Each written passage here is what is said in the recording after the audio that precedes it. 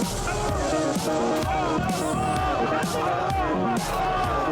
على غاية ديمقراطية العبد كما يتغني شوية.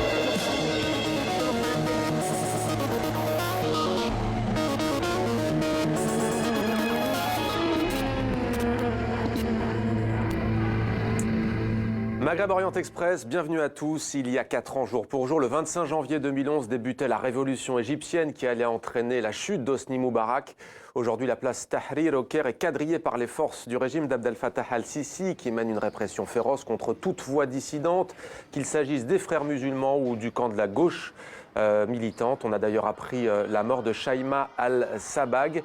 Elle a été tuée hier alors qu'elle manifestait pacifiquement, fleur à la main, à la veille de l'anniversaire donc de la révolte populaire.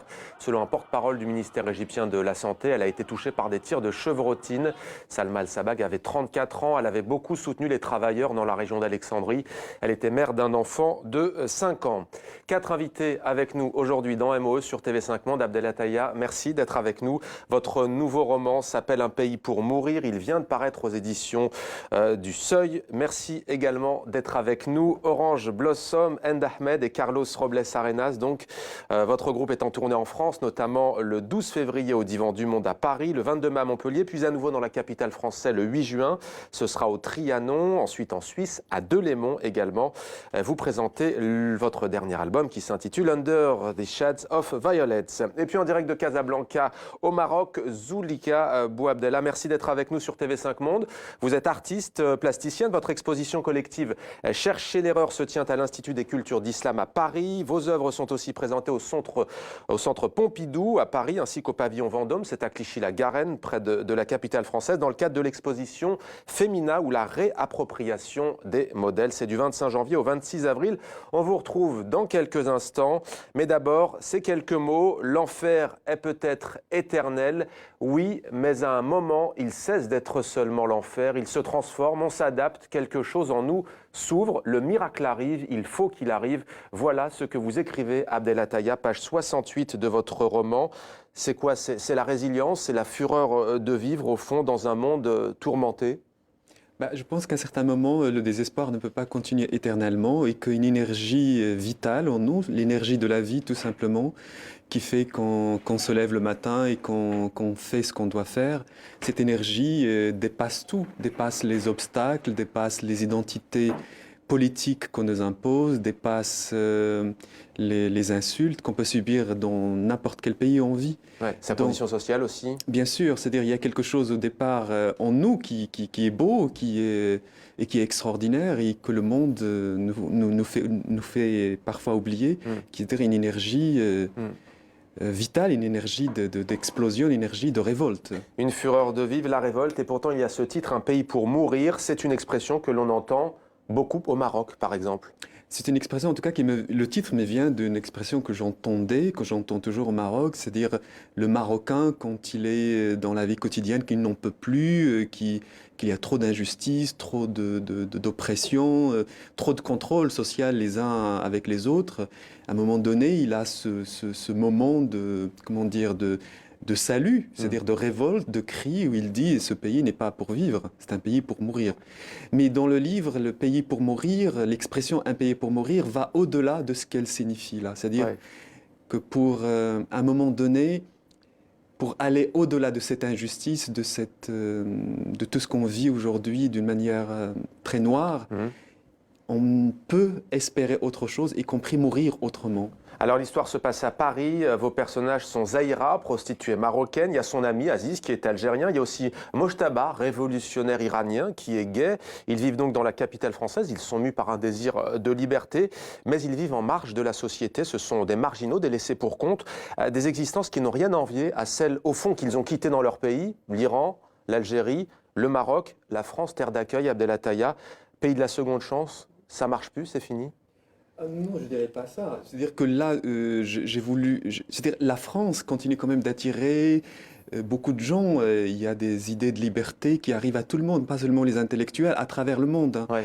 Mais quand on arrive à Paris, quand on arrive en France, je vais pas dire l'intégration, le fait cohabiter avec l'idée qu'on avait de la France et la réalité de la France, la C'est réalité brutal, de Paris, ouais. c'est très brutal. Et du coup, on est dans quelque chose de l'ordre de l'invisibilité. On existe, on participe à l'économie de ce pays, donc la France, à l'économie, à la politique, mais en Mm. même temps, on a l'impression qu'on n'existe pas pour les gens qui comptent, on n'existe pas réellement pour les politiques, on n'existe pas pour, même pour ces Français de dessous, si je peux dire. Et cette façon de traiter ce genre d'émigrés, finalement, ça peut les pousser à une certaine forme de violence, Ouais. parce qu'on ne peut pas avoir quitté son premier pays pour des raisons politiques ou pour des raisons de liberté et en même temps se retrouver bloqué dans un pays comme la France, Paris, où justement ces idées de liberté ne sont pas toujours appliquées. En tout cas, l'égalité n'est pas pour tout le monde. Carlos Robles Arenas, vous, ça fait plus de 20 ans, disons-le, que vous avez fondé ce groupe. Vous débarquez à l'époque du Mexique. Ouais. Est-ce que vous vous retrouvez dans les propos d'Abdelataya? Est-ce que cet idéal français, vous l'avez tout de suite trouvé à Nantes, dans l'ouest de la France, ou est-ce que vous avez parfois été déçu? Bah, c'est un peu comme.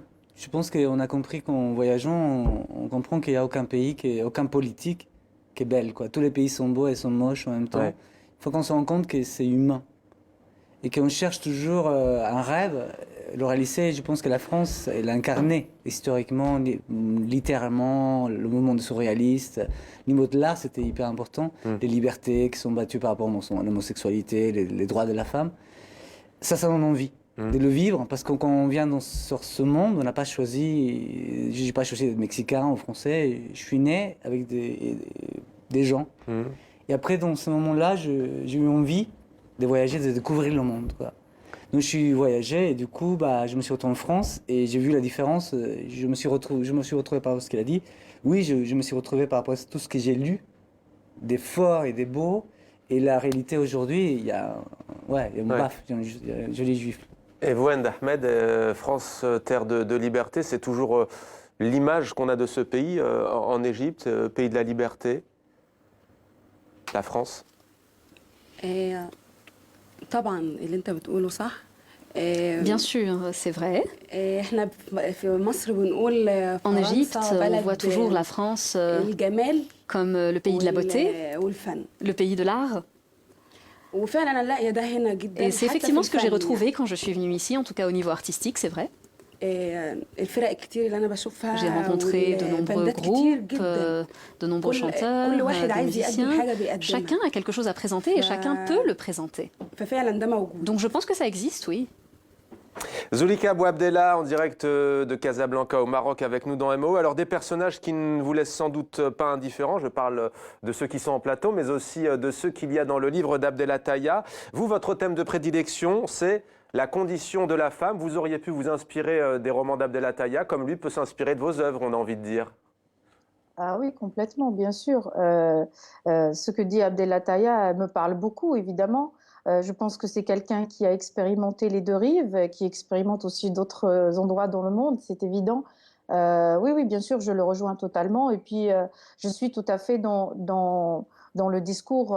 En fait, je pense qu'Abdelataya est quelqu'un qui est dans le dialogue et ça, je le rejoins totalement. Alors, Zulika Bouabdella, on va regarder tout de suite, sans plus attendre, une de vos œuvres. Ça s'appelle Dansons.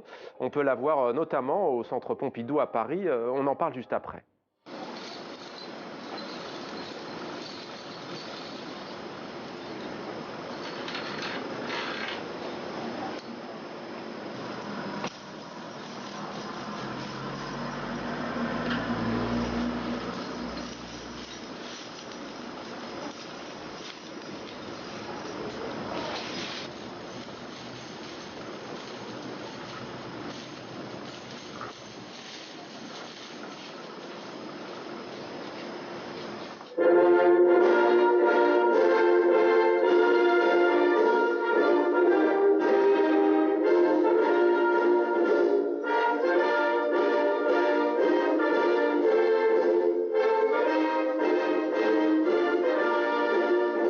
Voilà ce que certains appellent la danse du ventre, d'autres le baladi sur fond de Marseillaise, hymne national français. Zulika Bouabdella, peut-être un mot sur cette œuvre?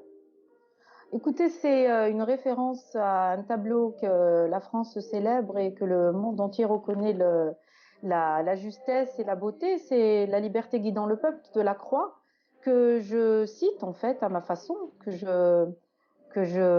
j'évoque à ma manière, selon mon expérience de femme d'origine arabe vivant en France.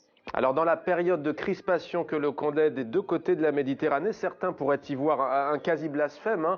C'est sacré, l'hymne national d'un pays. On se souvient, et vous en souvenez sans doute, de Serge Gainsbourg qui reprenait la Marseillaise dans les années 80-90. Alors est-ce que vous vous êtes posé la question, tout simplement, de blesser, de heurter certains? Mais je ne vois pas en quoi je peux blesser certains, puisqu'au contraire, je porte ce hymne national, je danse avec. La vidéo s'appelle Dansons. Je suis dans une démarche positive, pas du tout martiale, non, non, je ne vois pas où est le blasphème, vraiment pas. C'est vraiment, qu'est-ce que je dis dans cette vidéo? Je dis que les valeurs de la République, moi j'y crois, voilà, même si je ne suis pas d'origine française. C'est une valeur universelle, c'est un trésor de la France, et en plus, je rends hommage à tous les gens du monde entier qui aspirent à la liberté, qui aspirent à ces valeurs-là, et ils ont besoin de cette référence pour pouvoir lutter. Alors à travers vos installations, vos dessins, vos photos également, vos vidéos aussi, vous interrogez les identités culturelles, vous mettez ces identités en relation avec des contextes politiques, sociaux, religieux. C'est un choix artistique. On a le sentiment qu'il vient de votre parcours. Pour ceux qui ne le savent pas, je précise que vous êtes né à Moscou en Russie, vous avez grandi à Alger, vous avez étudié et vécu en France et vous êtes donc aujourd'hui à Casablanca. Est-ce que ça vient de là, cette richesse que l'on retrouve dans vos œuvres? Oui, oui, bien sûr. De toute façon, on peut pas vivre. Enfin, quand on est artiste, on doit être ouvert et curieux de tout, de tout. Et moi, je prends tout ce qui est positif dans tout ce que j'expérimente, que ça soit en Algérie, en France et aujourd'hui au Maroc. Alors, musique maintenant dans Maghreb Orient Express avec Orange Blossom pour la première fois sur le plateau de MOE sur TV5 Monde. On va écouter un extrait du titre Omati.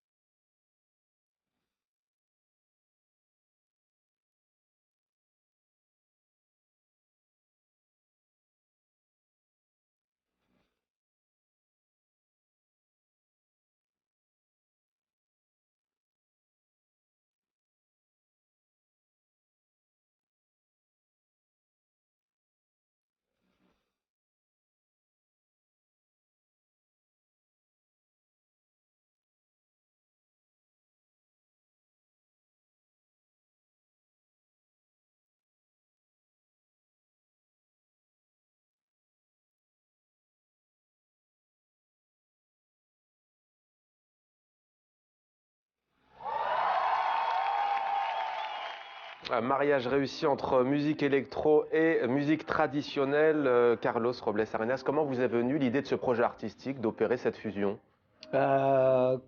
Naturellement, ouais, c'est le mélange, comme en passant en France. Tu rencontres, toi, chez Puchet, toi, partout, tu rencontres un mélange déjà. Et le fait de découvrir ce mélange, et quand tu rencontres des gens, bah, c'est évident, c'est ce qu'on vit aujourd'hui. Et donc, moi, ça me paraît évident, c'est ce qu'on vit. Après, ce qu'on voit à la télé, autre chose, c'est un décalage, donc pour moi, c'est évident. Et comment s'est passée la rencontre avec Anne Ahmed? Après le voyage, ça fait que les distances, les rêves, les distances, ça paraît tout petit. Donc simplement, tu gagnes l'argent, donc tu achètes un billet d'avion, tu vas, tu la rencontres, et les échanges deviennent un peu plus. Alors vous avez simples, des inspirations africaines, bulgares et donc désormais égyptiennes. Également, Anne Ahmed, pourquoi est-ce que vous avez décidé de travailler, de collaborer avec Orange Blossom depuis maintenant un peu plus d'1 an pour ce nouvel album?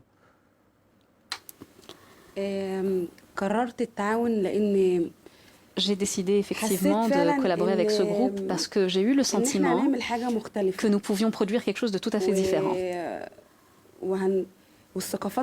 J'ai pensé que nos cultures, je ne parle pas de l'Égypte seulement, ou du Maghreb, ou de l'Afrique du Nord, ou des pays arabes. Je pense que nos cultures, au sens général du terme, doivent coopérer entre elles, collaborer entre elles, loin des religions, loin de tous les autres aspects Je pense que nous sommes nous sommes unifiés, si je puis dire, et ça doit apparaître dans l'art et dans tous les autres domaines finalement de la vie. Et j'ai senti quelque chose de différent avec Orange Blossom. Au début, je vivais de manière un peu plus isolée. Je ne me mélangeais pas autant. Mais avec le temps, quand j'ai commencé à travailler avec ce groupe, j'ai senti que la vie, c'était autre chose. Et quand je suis arrivée en France, c'était pareil. J'ai eu le sentiment que je devais découvrir d'autres choses, apprendre d'autres choses et découvrir ce que pense chacun, ce qu'il y a à l'intérieur et arrêter de juger les gens de l'extérieur. Alors, on a déjà parlé ici dans Maghreb Orient Express de l'électrochahabi. C'était le documentaire de Inmedeb en Égypte, l'électrochahabi qui enflamme les mariages en Égypte. Quelle est la tendance aujourd'hui en Égypte? Est-ce qu'on est friand aussi de cette musique qui mêle justement des musiques plus modernes, péchues, l'électro et la musique traditionnelle? Moi, au départ, je chantais des chants du folklore égyptien, des chants populaires égyptiens, ceux qui se chantent dans le delta du Nil, dans la région du delta et aussi dans le sud du pays, dans toutes les régions d'Égypte, dans les mariages, dans les cérémonies, mais aussi en des temps de tristesse, en des temps tristes. En Nubie, par exemple, je chante des chants nubiens. D'ailleurs, vous avez un trou de mémoire, mais ça me vient puisque vous parlez de Nubie. J'allais vous demander justement, est-ce que votre tenue, d'ailleurs, elle est de cette région d'Égypte, votre tenue? Non, non. Elle est de quelle région? Vous l'avez créée? C'est un mix, si vous voulez, entre des habits paysans, des vêtements paysans, et du delta du Nil surtout. Ce que je porte sur la tête, ça vient de la Haute-Égypte. Les accessoires viennent de Nubie. Vous aviez préparé la réponse, vous n'avez pas préparé la question. D'accord. Un mélange donc. Abdel Attaya, vous aimez cette musique d'ailleurs? L'électro et cette musique traditionnelle, le parcours d'Orange Blossom? J'aime l'Égypte tout court, c'est-à-dire comme tout arabe, on a grandi, on a été élevé par les chansons égyptiennes, Kulthum, Abdel Halim, Abdel Wahab, et on a été nourri par les films égyptiens, c'est-à-dire que le sens même j'ai l'impression de l'amour et de la révolte. On l'a vu à travers les films égyptiens comme moi que je regardais quand j'étais petit. Au Mexique aussi, d'ailleurs, on a beaucoup vu les films égyptiens avec Omar Sharif, par exemple.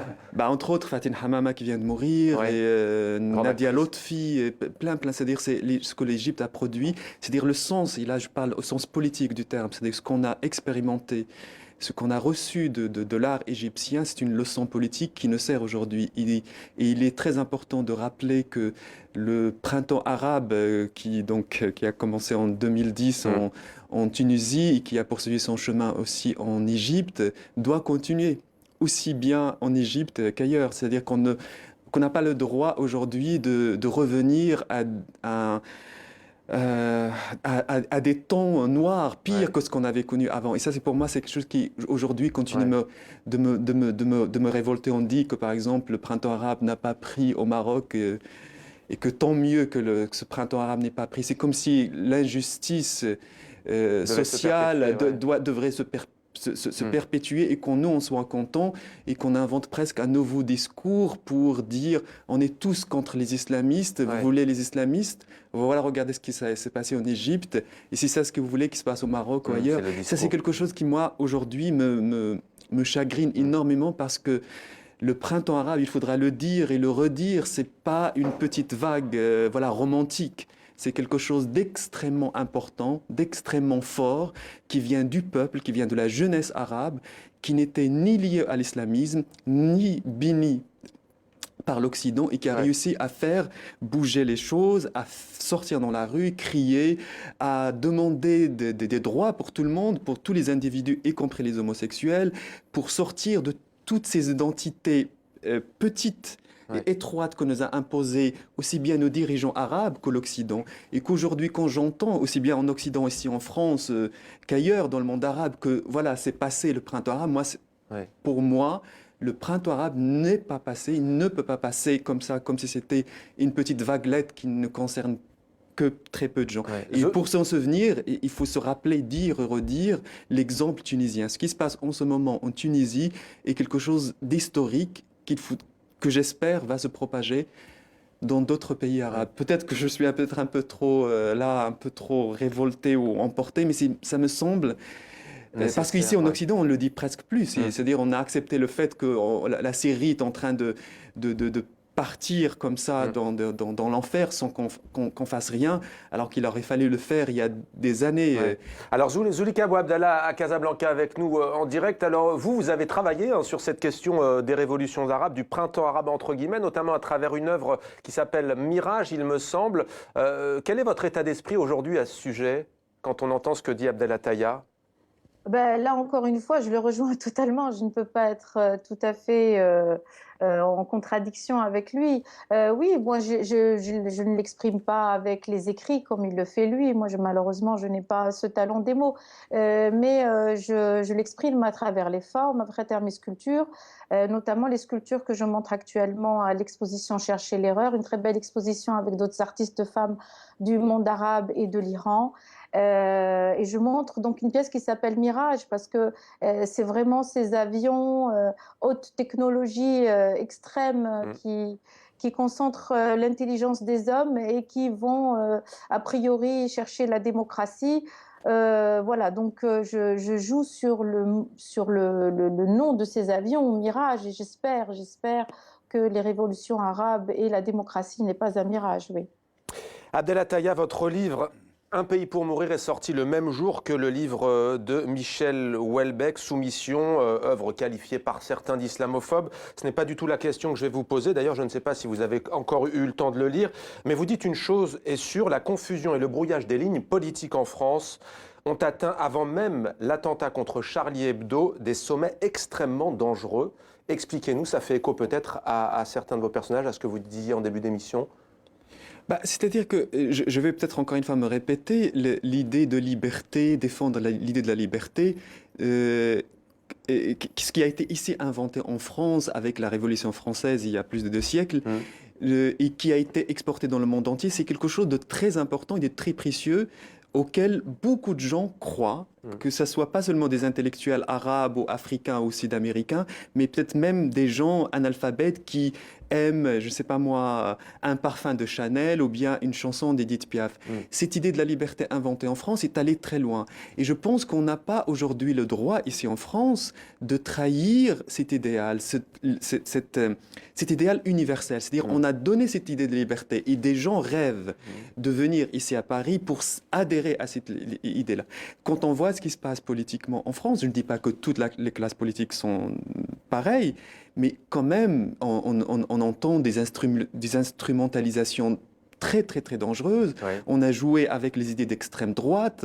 Je parle aussi bien des politiques que de certains intellectuels. Et puis, ça fait plus d'1 an, que une certaine idée de l'islam, c'est-à-dire totalement fabriquée, ici en Occident, totalement déconnectée de la réalité de l'islam dans les pays musulmans, est mise à la une des médias jour après jour, une forme d'islamophobie qui est comme ça, je dirais, diluée dans le quotidien de la France. Donc, je ne dis pas qu'il y a une cause à effet de ce qui s'est passé à Charlie Hebdo, qui est évidemment atroce et condamnable par tout le monde, par toutes les religions, toutes les confessions, et même les gens les athées, tout le monde. Mais vous appelez tout le monde à la responsabilité sur ces débats récurrents qui revenaient. Mais la responsabilité doit être des 2 côtés, c'est-à-dire aussi bien des politiques en France, de ne pas laisser des amalgames s'installer, qu'aussi bien du côté des musulmans qui eux-mêmes ne doivent pas se réfugier dans des identités fausses, parce qu'en se disant c'est ça l'islam. Donc vous voyez le piège. Mais vous dites d'ailleurs, par exemple, vous avez bien entendu condamné ces attentats, vous avez été très touché comme beaucoup de Français et comme beaucoup de personnes à travers le monde. Vous dites d'ailleurs, on a tort de prendre les terroristes pour des idiots, des losers, ils sont au contraire très bien connectés. Mais vous dites pour autant, il ne faut pas que l'expression « je suis Charlie » devienne de l'angélisme, un anxiolytique de la fraternité de façade, un moyen d'intimider encore plus ceux qui ne partagent pas cette opinion. C'est-à-dire que la liberté suppose que tout le monde puisse exprimer ses opinions, c'est-à-dire qu'on soit d'accord avec ça ou pas. Donc il ne faut pas que... Même condamner des attentats et dire « je ne suis pas Charlie » par exemple, parce qu'on ne partagerait pas sa ligne éditoriale pour certains, oui. Je veux dire, peut-être que ça va nous choquer ici en France, mais que d'autres le disent.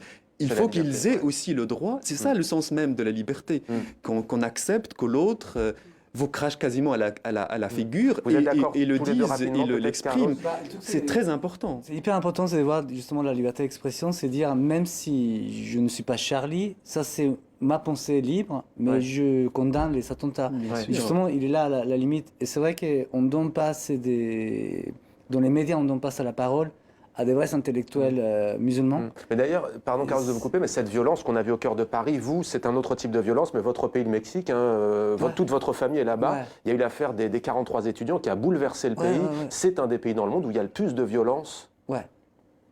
Ouais, et en fin de compte, c'est très dur. Mais en fin de compte, nous, la différence, c'est qu'on est un pays, on nous a toujours habitués à une politique comme ça, et que la drogue, la cocaïne, c'est quelque chose qui rapporte tellement qu'il vaut mieux que, on va dire, les Indiennes morts. Ouais.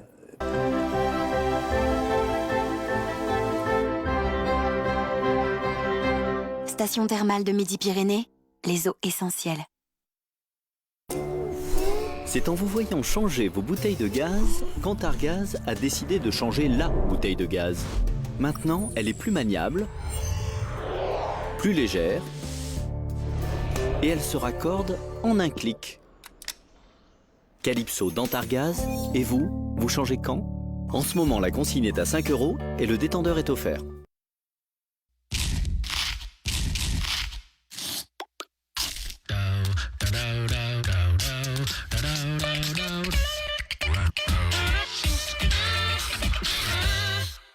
Et de verre, oui, un monde plus croustillant. Croustiller de plaisir avec toutes nos biscottes.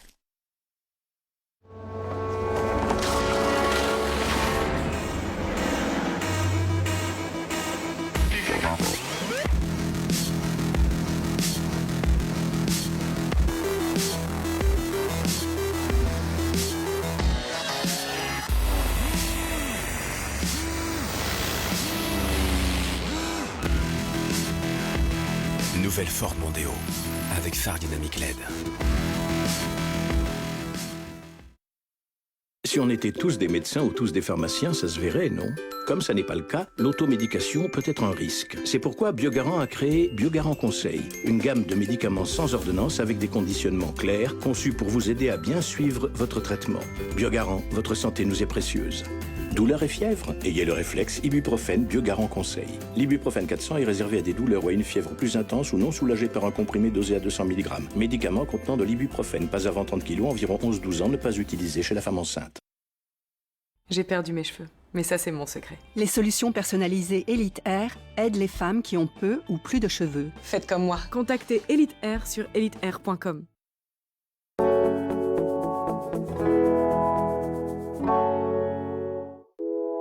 Votre soirée. La bande à Ruquier ne laisse absolument rien passer. On n'est pas couché. Populaire et pas formaté, Vianney enflamme le plateau d'acoustique. Tous les plaisirs sont sur TV5 Monde.